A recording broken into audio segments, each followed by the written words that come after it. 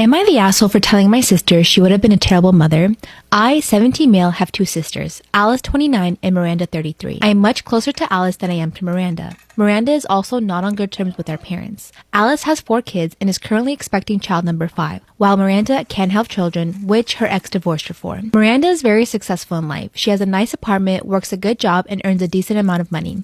Alice, on the other hand, is struggling financially. She had her first child right out of high school and got pregnant with her second soon after. So she decided to become a stay-at-home mom for her children while her boyfriend provides for them. Me and my parents try to help them out as much as possible, be it childcare or money, whatever she needs. I love my nieces and nephew. I take them to the park and play with the older ones. I really enjoy it. Miranda doesn't help out with them. She says it's because she's too busy. Well, she works long hours, but she doesn't have kids, so I don't know what she does on the weekends. She also doesn't help out financially, which I find unfair, since she makes so much money and all she does is spend it on herself, although she does give us very nice gifts for Christmas and birthdays. So here comes the part where I may have been an asshole. You were already an asshole, so let's see what this is about. We got on the topic of Christmas presents, and I told her some of the stuff I wanted. She nodded and said she would give our parents a coupon for a much-needed vacation, and Alice some clothes she had mentioned, and also some new boots and jackets for her kids. I was a little stunned she didn't have any more for Alice, so I asked, why do you only get Alice the bare minimum? You can afford to help out more and you refuse to out of spite. Miranda looked at me and laughed. She said it wasn't her business to feed 6 people, and that Alice was old enough to make her choices and live with the consequences. She knew what she was getting herself into and that she wouldn't pay Alice's way through life just because she kept having children she couldn't afford.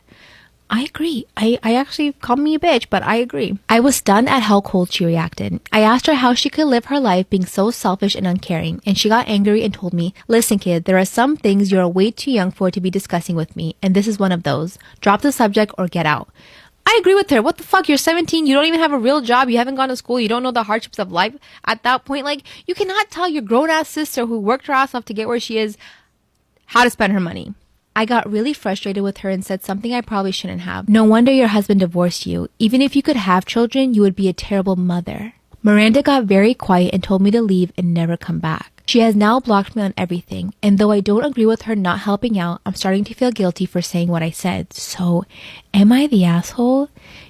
Dude, yeah. I was a kid when I started 70 Show, and everybody was much older. Ashton did my chemistry homework for me. He was so not the guy that I was like, oh, you're so hot. I was just like, it would have been inappropriate. It just wasn't even, it wasn't. Totes inappropriate. It's on all levels. Then we went our separate ways, and in our 20s, always kept in touch on, AOL iChat. Oh, yeah. So we would always be like, hey, how's it going? How's life? Always just, but we both had independent relationships, had a whole separate life. I ran into him at an award show, and at first I was like, wow, that guy's really tall. That's what I thought. And then he turned around, and I went, oh! And then that moment that you hear or see in movies where, your heart skips a beat, and it happened with Ashton, and I was like, oh, stop it. I was like, no. It was the weirdest thing. I was like, this isn't really happening. So here's where it becomes really funny. He's like, oh, my God, I haven't seen you in so long. And I was like, yeah, okay. And then he was like, why don't you come over to my house for a housewarming party? Oh, yeah. Someone's about to get punked. Yeah. Kind of. Yes. So before the punking happened, I found out later in life that my husband was trying to set me up on a blind date with one of his best friends that night. Oh, so he was like, really? come over. And he had a friend that he wanted to set me up with. And that didn't happen. Yeah. Who was the friend? Oddly enough, that friend ended up dating somebody that my husband went on a date with later. It's all meant to be. And no, it's all good. It's all a good thing. It is meant to be. Yeah. I love this. Yeah. I love it, gang. It's beautiful. Storytime about how I married my blind date after knowing each other for 2 weeks. After I broke up with my ex who cheated on me 4 times, I swore off men. But my friends and family were constantly telling me that I should at least try dating other people. I went 2 full years without dating anyone, and it was the best decision I ever made. Instead of going out on dates, I decided to take that time to work on myself. I prioritized myself and started doing the things that I've always wanted to do. For example, I always wanted to learn how to play the piano, so I put myself into piano classes. I also started taking belly dancing classes, and I signed up to Pilates. I also decided to focus on my mental health because I realized that I always depended on validation from men. It was the happiest I'd ever been. My family even saw the changes in me, and my mom told me that maybe it was time for me to start dating. Last year, my sister signed up to a bunch of dating apps, and she actually met some really good men. I really thought about it long and hard, and I decided to sign up for one too. And I told myself that I would take it slow and easy. Finally, I went on my first date. It didn't go very well because my date only talked about himself and didn't ask me any questions. But then my second date was this amazing guy. And I kid you not, it was love at first sight. So I walk into the restaurant and I know what he looks like. He was already sitting at the table, but as soon as we locked eyes, it was instant attraction. But not just attraction, it was love. I honestly don't know how to describe it. It was this feeling I'd never felt before. When I sat down at the table, we instantly connected. We talked about everything, from our childhoods up until that point. We talked about school, friends, even our favorite foods, favorite colors, places we wanted to visit. I'm talking about everything. We even talked about our family problems, which I had never done that with anyone else. We basically ordered the entire menu. And over the next 5 hours, we talked and ate and laughed. You know when there's moments of silence in a conversation, and sometimes it's awkward? There was none of that. We were constantly talking and asking each other questions. The restaurant actually had to tell us to go home. When we said goodbye, he asked me if he could take me to breakfast the next day. And of course, I said yes. As I was driving home, I knew that this was the guy I wanted to marry. For the next week, we hung out almost every single day when we weren't working, and we texted each other day and night. He would send me paragraphs. By the end of the week, he asked me if he could meet my parents. We had a wonderful dinner and my parents loved him. He put so much effort into talking to them and even brought them gifts. The following day, I met his family, and they loved me too. The following Monday, he asked me to move in with him, and I said yes. After 1 week of knowing each other, he asked me to move in. Like I said, my parents loved him, but when I told him that we were going to move in together after knowing each other for 1 week, they thought it was a terrible idea. But there was no way I was backing out on moving in with him. I told him that this was a risk I was willing to take. I was a grown adult, so I had the final word. That very same week, I started moving all my stuff in. After living together for 3 days, we were having so much fun. I was living with my best friend. We would tell each other everything. We decided to host a dinner for our family and friends. His family got along really well with my family, and his friends ended up loving me. By the end of that second week, my boyfriend was talking about getting married, and I said it would be a dream to marry him. And guess what? The next day, he takes me out for an early breakfast. While we're sitting at the restaurant, the server brings over a box, and he tells me to open it. And inside was a beautiful emerald ring. I had told him on our first date that emeralds were my favorite stones. He got down on one knee and asked me to marry him. And I said yes. In order to avoid having to convince our families, we went straight to the court and got married the following day. Yes, I know it's totally crazy, but I am so happy. We've been married now for 3 years. We've traveled to 8 different countries, and we also decided to have children. I never thought I would marry the man of my dreams after 2 weeks of knowing him, but my risk paid off. What should we name our first baby? The asshole for getting angry with my girlfriend and demanding she pay to replace my sheets after she got blood on them. I'm going to use a throwaway account for my privacy. I, 26 male, have been dating my girlfriend, 24 female, for about a year now, and we recently moved in together. She didn't have a lot of furniture and such, so it's mostly mine in our apartment, including my bed, frame, mattress, and sheets. I'm a bit of a neat freak, and she generally is too, so we get along pretty well living together. Now, I'm not one of those guys that gets grossed out over a woman having her menstrual cycle. I've done the dirty with my girlfriend on lighter days with a towel down. I'll go buy her feminine products. I don't get weirded out if she mentions it. I will say though, it totally grosses me out getting it on my bed though. Well, a few days ago when we woke up, I noticed there was a blood spot on the bed and I got completely grossed out. I knew she had been on her period for 3 days already, so it wasn't any sort of surprise accident. I asked how it happened and she was upset and said she thought she didn't need to sleep with anything on.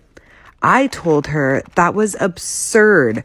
Why would you go without wearing anything and get blood all over my bed? I told her that was irresponsible and that she needed to pay me for new sheets. She agreed to pay for new sheets, but got upset with me for getting angry and calling her irresponsible. She said that she likes to not wear anything when she can. She said she thought her flow was light and she wouldn't bleed overnight. She says I have no reason to be angry to talk down to her over something I don't experience. I said that she should have been more careful with where we sleep and that it was unhygienic. So, am I the asshole for getting upset and wanting her to pay me for new sheets? There are over 6,000 comments on this thread. Oh boy. Top comment coming in with 40,000 upvotes. LOL, quote unquote, I'm fine with blood on my D when I'm doing the dirty, but I don't know how to wash sheets. You're the asshole. Next comment. Am I the a-hole for telling co-workers extremely bluntly why I'm not participating in the office weight loss bet? Someone got the brilliant idea to make an office diet bet due to COVID gains, with people pooling in their money to see who can lose the most weight by Thanksgiving. I am one of 7 people not participating. Lots of pregos, some bodybuilders, and people who maintain their weight who aren't interested. Since I visibly gained, they thought I'd want to participate. I didn't. Jen, in charge of everything, kept dropping by to remind me to turn in my form and my money. I said no thanks. Jen wouldn't drop it. Other people got involved, asking me why not all the time. It'll be fun. Don't be scared. I'd feel better and look better. I told them no, I wouldn't, and it's a great way to bond. We're all in it together. It's like Weight Watchers.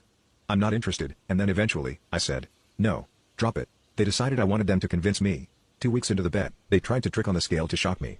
I contacted HR, people finally backed down.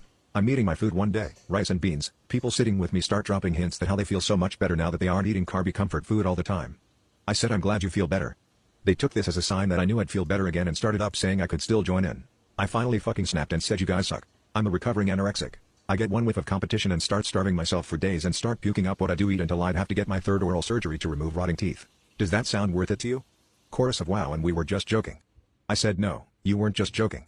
Congratulations, by the way. After you all wouldn't stop, I weighed myself for the first time in 7 years and didn't eat for 2 days. Does that make you all feel good? None of them would look me in the eye, so I just went home for the day. I got a call from the women in HR, who were shockingly supportive of me. One of the bodybuilder guys stepped up and said he's witnessed a lot of the harassment and he doesn't blame me for my outburst. A few others did too. However, they had to cancel the diet bet. I didn't ask them to, and people are blaming me, saying that I can't take a joke. It wasn't that deep, and the girls present said they no longer feel safe working with me because I obviously have mental issues. One of them made a big stink about politically correct bullshit and how I'm the typical hypersensitive millennial. I go back and forth on this all day, thinking I should have just swallowed my anger and gone back to HR or just stopped eating lunch in the office or whatever. I didn't mean to ruin anyone's fun, but I also feel justified in pushing back on their harassment. Am I the a-hole? Am I the asshole for telling my mom to get over my sister's death? Disclaimer, this is not my story. My 16 female parents divorced, and this month I'm staying with my mom. My sister Angel will be 18 today, but she was stillborn. My mother is obsessed with her. When she died, my parents put her ashes into a teddy bear and she treats it like it's actually her. Every day at dinner, she puts the bear in a seat at the dining table and puts a plate of food in front of it. The food is always wasted, and sometimes my mom will say, "You weren't hungry, Angel," or "Angel isn't feeling well tonight." She has an entire room dedicated to her, filled with makeup, a vanity table, a bed, designer clothes, bags, shoes, pajamas, a TV, and even a console I'm not allowed to touch. My sister has the latest iPhone and MacBook. My mom always trades them in when new models come out, but I have the same phone I got at 13 and a cheap laptop. Every morning she lays out clothes in a handbag on her bed, and every night she washes them and puts them back in the drawers. I'll ask my mom for money to buy clothes too, and she will give me $50. Am I the asshole for telling my mom to get over my sister's death? Disclaimer, this is not my story. I can't borrow any of my sister's clothes because she gets them in a size 0. For my 16th birthday, I desperately wanted a certain pair of boots. My mom said they were too expensive and she would get me a cheaper pair. I came home from school and the entire house had been decorated for my sister's birthday. I was annoyed because she only put up 2 balloons for my birthday. She lit the candles on her cake and we sung happy birthday, then she blew them out. When we were done, she asked if I wanted to help my sister open her presents. I opened the first one and I was mad. It was the exact pair of boots that I wanted. They were a size 4, so I couldn't even borrow them. I was furious and said, why would she waste $500 on someone who doesn't exist? She started tearing up and got really upset, telling me I shouldn't be jealous of my sister. I screamed at her, "She's fucking dead, you need to get over it." She stormed upstairs and locked herself in my sister's bedroom. My dad came to pick me up and said he was disgusted in my behavior and that I've gone too far this time. Now I'm grounded. Am I the asshole for not replacing the delivery driver's shoes? Okay, this just happened a few hours ago and I am still seething with anger. So I ordered pizza for delivery for dinner from a local place, a place my family orders from often. I got 2 pizzas for my family and waited for delivery. 25 minutes later, I went to greet the delivery driver at the door. I do have 4 dogs that are free to poop in the yard. So I have a sign that tells people to keep off the grass. I have the sign so people who aren't my friends or family stay off the grass in general. I don't want people who I don't know on my grass, especially considering it's been rainy and muddy the last few weeks.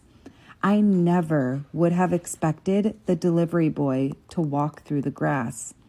He did, and once he got to the door, he began complaining that he stepped in dog poop and that his new shoes were ruined. I looked at his shoes, and he indeed had dog shit on them. I shrugged and pointed to the sign that said to keep off the grass. I tried to hand him the cash and get the pizzas, but he refused. He told me I needed to pay for the shoes to be replaced as they were around $120. I laughed in his face. Thinking he must have been joking, I brushed it off and once again tried to get the pizzas. He didn't budge and told me that he was taking the pizzas back and would be back to get the money later. I was angry with what happened, but I made an alternate dinner plan and I let him leave. He pulled in again and demanded payment for the shoes, and I once again declined. My husband came to the door as well, on my side. I wasn't going to pay because the delivery driver was careless. While I continued to argue with the driver, my husband called the pizza place and put them on speakerphone. He asked to speak to whoever was in charge and was informed that it was the owner on the line. My husband let him know about the situation, but to our surprise, the owner sided with the delivery driver.